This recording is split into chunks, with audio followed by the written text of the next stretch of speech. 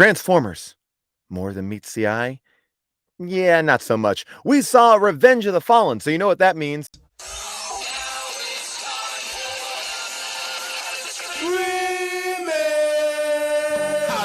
Schwarzenegger grow a baby in his belly, rock a rhinestone vest while ripping Justin to Kelly, or maybe see a burlesque show with Nick Crow and take a boat with speed to hitting cruise control. J-Man, Big Paul in the beautiful June, gonna take you from the goob all the way to the room. Ran the games of Street Fighter, helped to blow off steam, just a sucker punch the odd life of Timothy Green. Sharknado, the birdemic, how we staying alive. They call it in the badass and he's on the line, cranking 88 minutes cause they cool as ice, cause a bad Jim Varney looking kind of nice. Paul and June getting literal, Jason is getting laid. June is making sure all the monkey shots getting paid. They judge a bunch of movies while they're making the grade. Here's a real question for you, how did this get made? That's a good look, Haru. What's that smell?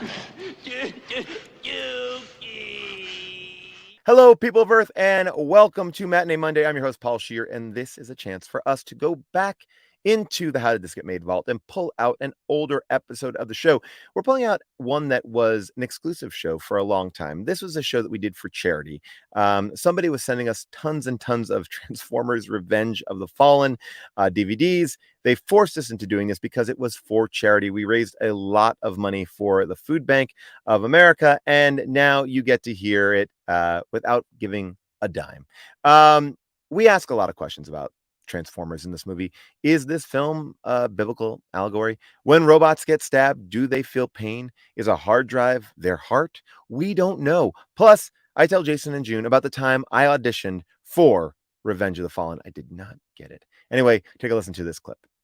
And this brings me to my first big point that I want to bring up, which is this. We are introduced to Nest, right? Which is the Transformers. Like they're fighting against Decepticons. These are the Autobots fighting against Decepticons. But why do This is the military. Military. So the movie is split. For most of the movie is structured like an improv Harold. You know, it's three disparate storylines, a family comedy with the Witwicky family sending Sam off to college. That's the one I liked. I like that. I liked that as well. A military movie starring Josh Duhamel and Tyrese. Oh, thank you. And they're teamed up with the Autobots. And that little nerdy guy from the government. Now, how dare you, yes. Optimus Prime? By the way, when he had to climb up the staircase to yell at Optimus Prime, I'm so God. And then we also are inside of the alien drama unfolding, which is because we also that I could have done without. Yeah. Oh my God! Then we have multiple scenes that are just about. We go to Cybertron. We go to we go to the we go to when fucking Transformers meet prehistoric man. So there's a whole third storyline that is just Transformers alone. I do think that actually was better than 2001. I will say that, but when you look at it, the Stanley Kubrick movie? Yeah. You think this is a better telling of how man evolved? Yeah. I mean, just because it looked cooler. It looked a lot cooler. So for you, you don't care about the monolith and its import in transforming prehistoric man into the human beings we are now. For you, it's all about the fallen and what they did. Yeah. Look, that's just me. Call me crazy. I mean, I was on board. Listen, imagine my surprise when I realized that these things were aliens. Yeah.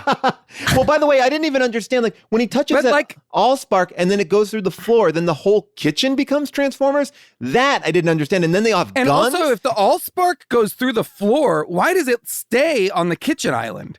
Why doesn't it just keep burning straight through the earth? But where did they get these bullets? All of a sudden, they're shooting machine guns in his house, and then Julie White and Kevin Dunn just leave. What is the toaster or the blender using as a projectile? You know, I didn't understand any of that. And I also don't understand. Let's say, for sake of argument, that Cybertron had not been destroyed and the Transformers never left and they were living lives, content lives on Cybertron. Would Optimus Prime still be transforming into an 18-wheeler?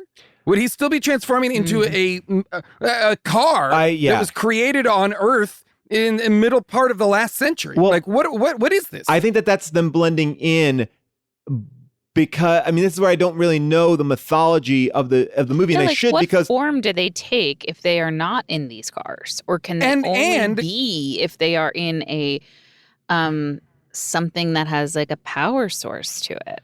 And if they are able to choose, you know what I mean? Like if Optimus Prime is like, well, I need to blend in here on Earth, I might as well be an 18-wheeler. Fine. Could he also choose, I want to be a jet? Well, can he also choose, I want to be like, what are the rules? Which is also like, I couldn't understand what is there, because they play this over and over again, because they kill so many Transformers. What is their anatomy? If you stab a Transformer, do you have to stab it in the engine? Well, do you have to stab it in the, what is the death? They do a face rip in the movie, like they rip off a Transformer's face. I'm like, well, who cares? He's a robot. Like, does that hurt him? And like they stab, like at one point the Transformers also have swords. They stab him through, and it's like, well, that's like so they stab Optimus through the stomach, but it's like he doesn't have like a stomach. He doesn't have guts. He doesn't have like I don't understand what's the harm in that. Well, which brings me back to my point of with Nest, like, why does Nest even need military men around them? Just send the fucking robots in. Robots fighting fucking robots. Like, why do the military guys have to be like, I gotta fire my gun too? Because these guys are shooting blasts that are blowing up sides of buildings. Like, what are these guys gonna do? What I mean, like the idea that guys are out there with like I'm assuming standard issue like machine guns shooting bullets at like robots from outer space is just, you just are asking for all of these guys to get wiped out. I don't get it. And also, by the way, robots with guns, by the way, is funny to me. Like, robots with guns and swords is making me laugh. Like, yes, I am 80 feet tall and I am the size of 2 buildings, but I do need a weapon equal to my size. I don't know why. Like, I was just watching this, like, this is so silly. Robots with guns. Well, that's the interesting thing about, and that's why I was saying when I was saying this whole entire movie and franchise to me is just such a terrible testament to masculinity, because the fact that humans are fighting next to these robots and think that on any level these men could be partners is so bananas. All right, that is it for this week's Matinee Monday. You can listen to the entire episode for free right now in our main feed, and wherever you get your podcasts. That's easy. So make sure you follow us here on YouTube for more Matinee Mondays, and make sure you follow How Did This Get Made. And if you're on Apple Podcasts, make sure you're following us as well. I don't know why, but I think it is important. So we'll see you next time on Matinee Monday. Bye for now.